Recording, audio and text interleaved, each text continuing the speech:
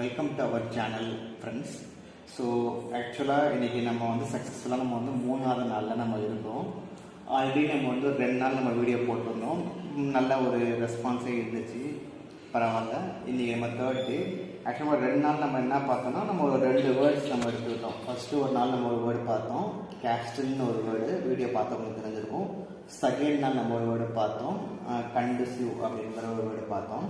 So இந்த channel follow பண்ணவங்களுக்கு புரிஞ்சிருக்கும். ஸோ இதை மிஸ் பண்ணியிருந்தீங்க பார்க்கல அப்படின்னா ஒன்றும் இஷ்யூ இல்லை. நீங்கள் டே 1 டே 2 இருக்கும், நீங்கள் அதை பார்த்து நீங்கள் தெரிஞ்சுக்கலாம்.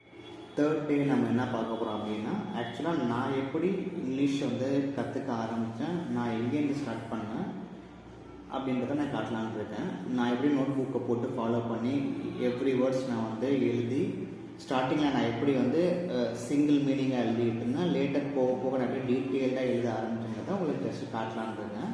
ஸோ நான் என் நோட் புக் ஓப்பன் பண்ணி காட்டினேன், வாங்க பார்க்கலாம்.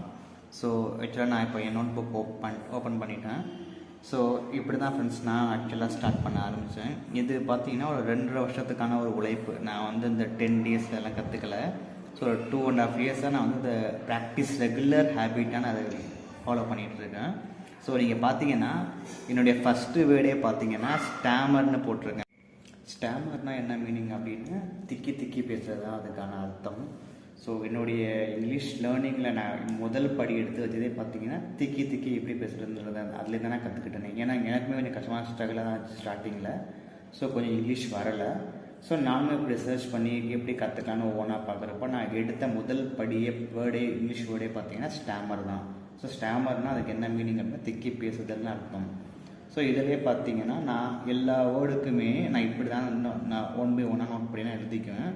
இனிஷியலாக நான் ஸ்டார்ட் பண்ணுறப்போ நான் ஜஸ்ட்டு ஒரு வேர்டு, அது என்ன நேச்சர் மீன்ஸு, அது வெர்பா, நவுனா, அட்ஜெக்டிவா, அட்வெர்பான்னு சொல்லி நான் ப்ராக்கெட்டில் வெர்புனா வீணு போட்டிருப்பேன், நவுன்னா என்னென்னு போட்டிருப்பேன். அந்த மாதிரி நான் ஃபாலோ பண்ணிக்கிட்டு இருப்பேன்.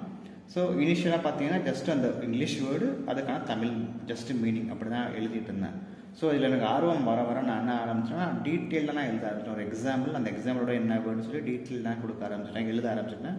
அது எனக்கு பெட்டராகவும் இருந்துச்சு, நல்ல ஒரு இம்ப்ரூவ்மெண்ட்டாகவும் எனக்கு நல்லா தெரிஞ்சு. ஸோ அதுக்காக தான் நான் உங்களுக்கு சொல்கிறேன் அந்த மாதிரி ஃபாலோ பண்ணுங்க அப்படின்னு. ஸோ ஜஸ்ட்டு நான் அதை சாம்பிளுக்காக தான் நான் உங்களுக்கு காட்டுறேன். ஃபஸ்ட்டு வேர்டு ஸ்டாமரு, அதுக்கப்புறம் பார்த்தீங்கன்னா ஜஸ்ட் 2-3 வேர்டு மட்டும் பார்ப்போம், எல்லா வேர்டும் வேண்டாம் அன்றைக்கி. அதுக்கப்புறம் பார்த்தீங்கன்னா இப்போ 11th வேர்டு பார்த்தீங்கன்னா ஃபார்ச்சூன்னா நீங்கள் மேபி கேள்விப்பட்டிருப்பீங்க, அதிர்ஷ்டம்னு சொல்லுவாங்க. ஆனால் முக்கால்வாசி பேருக்கு மேபி தெரிஞ்சிருக்காது. அதுக்கு டோட்டலாக அதுக்கு ஆப்போசிட் வேர்டு பார்த்தீங்கன்னா அட்வர்சிட்டி அப்படின்னா துரதிருஷ்டம், அன்லக்கின்னு சொல்லுவோம்ல, அதுக்கு அதான் மீனிங். இது மாதிரி தான் எல்லா வேர்ட்ஸுமே இருக்கும். ஜஸ்ட் இது மாதிரி நான் ஃபாலோ பண்ணி ஸ்டார்ட் பண்ணிகிட்டு இருந்தேன். இப்போ இதுக்கப்புறமா பார்க்க போகிற வேர்ட்ஸ் பார்த்தீங்க அப்படின்னா ஜென்ரலாக குறைபாடுங்கிற ஒரு டேர்முக்கான வேர்ட்ஸ்லாம் பார்க்க போகிறோம். இப்போ நம்ம நார்மலாக நம்ம தமிழில் சொல்லுவோம்ல, இப்போது இந்த பையனுக்கு வாசிப்பு குறைபாடாக இருக்குது, மேக்ஸ் சரியாக வரல, ஸோ எழுத்து சரியாக வரலன்னா சொல்லுவோம்ல, அதுக்கெல்லாம் பார்த்தீங்கன்னா இங்கிலீஷுக்கு வேர்டு இருக்குது. இப்போது டிஸ்லெக்ஸியா அப்படின்னா வாசிப்பு குறைபாடுன்னு சொல்லுவாங்க, டிஸ்கால்குலியா அப்படின்னா கணித குறைபாடுன்னு சொல்லுவாங்க, டிஸ்கிராஃபியா அப்படின்னா எழுத்து குறைபாடு சொல்லுவாங்க, டிஸ்ஃபேசியா அப்படின்னா மொழி குறைபாடு. ஸோ இதுதான் நான் இப்படி தான் ஃபாலோ பண்ணுறேன். நான் ஒரு வேர்ட் நான் எடுத்தேன் அப்படின்னா அதுக்கு ரிலேட்டாக என்னென்ன வேர்ட்ஸ்லாம் இருக்கோ நான் எல்லாமே நான் நோட் பண்ணி வச்சுக்கேன். அது பெட்டராகவும் இருக்கும். நீங்கள் ஒவ்வொரு வேர்டு இங்கே எழுதிட்டு இன்னொரு வேர்டு நீங்கள் வேறு ஒரு பக்கத்தில் எழுதுகிறப்போ உங்களுக்கு கொஞ்சம் கன்ஃபியூஷனாகவும் இருக்கும், அதை ரிமெம்பர் இருக்கும், கொஞ்சம் ஞாபகம் வச்சுக்க முடியாது. இதுவே நீங்கள் அந்த மாதிரி சேம் செட் ஆஃப் வேர்ட்ஸ் எல்லாமே நீங்கள் ஒரே பிளேஸ் நீங்கள் வச்சுக்கிட்டீங்க அப்படின்னா உங்களுக்கு பெட்டராக இருக்கும். ஃபியூச்சர் நீங்கள் இந்த எடுத்து ரெஃபர் பண்ணி பார்க்குறப்போ உங்களுக்கு எல்லா வேர்ட்ஸுமே ஒரே பிளேஸ்லேயே இருக்கும். இதுதான் ஒரு ஐடியா. இப்போ இன்னும் அதிகமான சில வேர்ட்ஸ் பார்ப்போம். இப்போ பார்த்தீங்கன்னா நம்ம நார்மலாக இப்போது சில விலங்குகள்லாம் பார்த்தீங்கன்னா அது சில விலங்கு நீர்லையும் இருக்கும், நிலத்துலையும் இருக்கும். சிலது பார்த்தீங்கன்னா மரத்தில் வாழ்கிற மாதிரி இருக்கும், சிலது பார்த்தீங்கன்னா நிலம் அந்த மாதிரிலாம் இருக்கும்.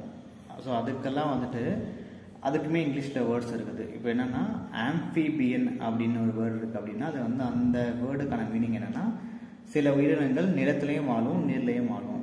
ஸோ டெரஸ்ட்ரியல் அப்படின்னா நிலத்தில் மட்டும் வாழ்கிறதுன்னு சொல்லுவாங்க, ஆர்போரியல் அப்படின்னா மரங்களில் வாழ்கிறதுன்னு சொல்லுவாங்க. ஸோ இதுக்குன்னா அந்த மீனிங். ஸோ இதுவுமே அந்த மாதிரி தான் ரிலேட்டடான வேர்ட்ஸ் தான். இப்போ ஒரு வேர்ட்ஸ் நான் எனக்கு ஃபஸ்ட்டு தெரிஞ்சுக்கிட்டேன் ஆம்ஃபிபியன்னு. ஸோ நான் இன்னும் கொஞ்சம் ரிசர்ச் பண்ணி பார்க்குறப்ப எனக்கு இன்னும் 2 புதுசு வேர்ட்ஸ் கிடச்சிச்சு. அதுதான் டெரஸ்ட்ரியல் அந்த ஆர்போரியல். இது மாதிரி தான் நான் ஃபாலோ பண்ணேன். ஸோ இதே மாதிரியே நீங்களும் ஃபாலோ பண்ணிங்கன்னா உங்களுக்குமே நல்ல பெட்டராக இம்ப்ரூவ்மெண்ட் இருக்கும். ஸோ இந்த வீடியோவை நீங்கள் வந்து பாஸ் பண்ணி உங்களுக்கான அந்த வேர்ட்ஸ்லாம் நீங்கள் எடுத்துக்கலாம். நான் சொன்ன வேர்ட்ஸ் மட்டுமே இல்லாமல் உங்களுக்கு இந்த வீடியோவில் பார்க்குற நீங்கள் மற்ற வேர்ட்ஸை நீங்கள் ரெஃபர் பண்ணி நீங்கள் எடுத்துக்கங்க. நாளையிலேருந்து நம்ம வந்து ஆக்சுவலாக டே பை டே ஒவ்வொரு வேர்ட்ஸாக இன்னும் பார்க்க ஆரம்பிப்போம். இது ஜஸ்ட்டு நான் எப்படி கடந்து வந்த பார்த்தா நான் சொல்கிறதுக்கான ஜஸ்ட் ஒரு ஆப்பர்ச்சுனிட்டியாக எடுத்துக்கிட்டேன். ஸோ இது பெட்டர்மெண்ட்டாகவும் இருந்துச்சு எனக்கும். ஸோ உங்களுக்கும் நல்ல ஹோப்ஃபுல்லாக இருக்கும். ஸோ இந்த வீடியோ உங்களுக்கு பிடிச்சிருந்தால் லைக், கமெண்ட், ஷேர் பண்ணுங்கள் ஃப்ரெண்ட்ஸுக்கெல்லாம். ஸோ ரிலேட்டிவ்ஸாக ஷேர் பண்ணுங்கள். ஸோ எங்களுக்குமே நல்லா இம்ப்ரூவ்மெண்ட்டாக இருக்கும். நாங்கள் நிறைய வீடியோஸ் போகிறதுக்கு நாங்கள் ரெடியாக இருக்கோம். தேங்க்யூ, பாய். டுமாரோ சந்திக்கலாம்.